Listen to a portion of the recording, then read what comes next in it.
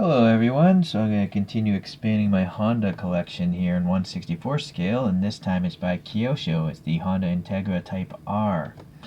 So the Integra line started back in 1985, but I believe we're looking at the third generation here that was available between 93 and 2001, but the Type R itself came out in 1995 to the Japanese domestic market.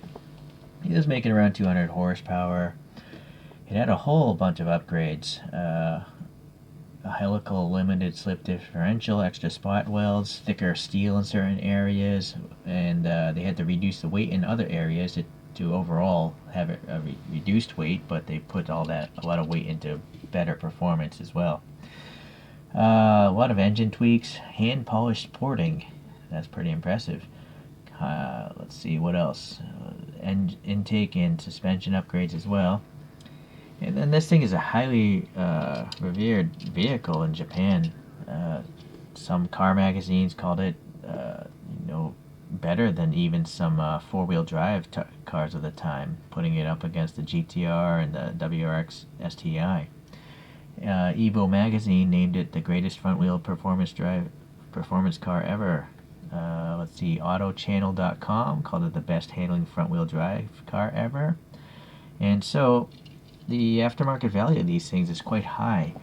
In 2018, one of these with low mileage went for $63,000, so that's twice as much as the original cost. So if you like Hondas, this might be one to invest in.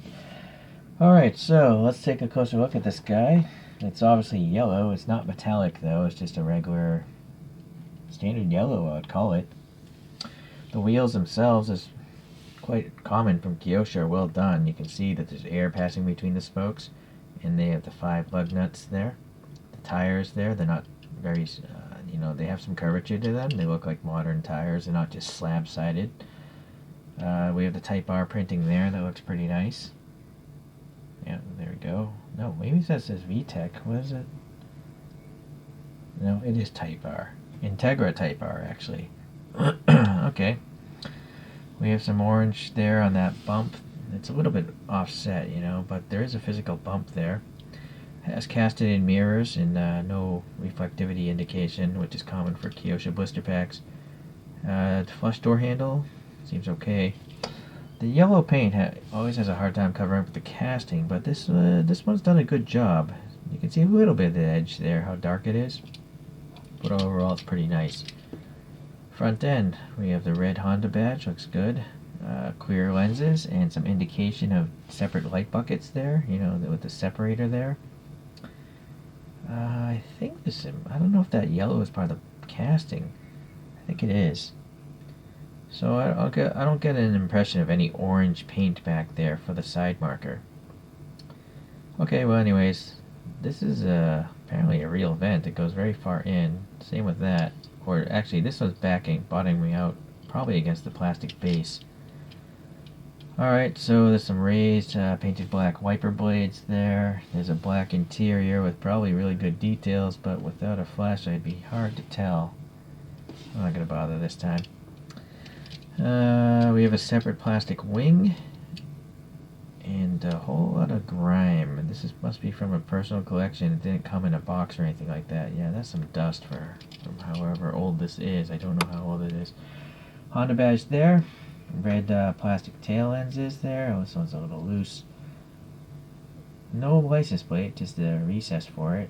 Some black paint here, and then a little concave for the concave dimple for the exhaust tip there. Let's go over to the bottom here. It does tell you what the car is, which is nice, what scale it is, who made it. The only thing missing is when was this made. That would have been nice to know.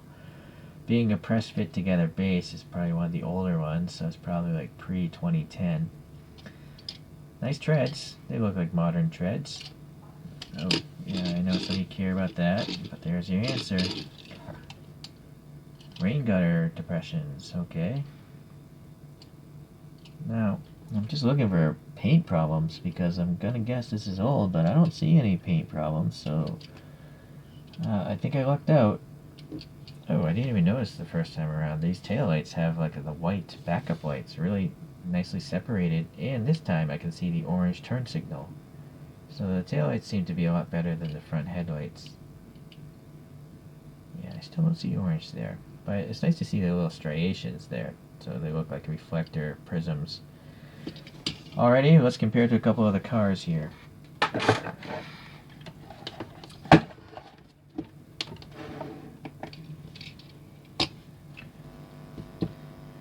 I don't have many Hondas, so I'm just going to pull out this one here. It's a Prelude from 1982 to 1987. It's made by Konami, but it as well is a two-door coupe.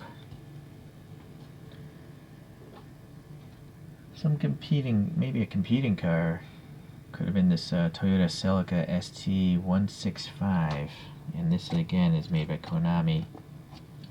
Yep, just making sure.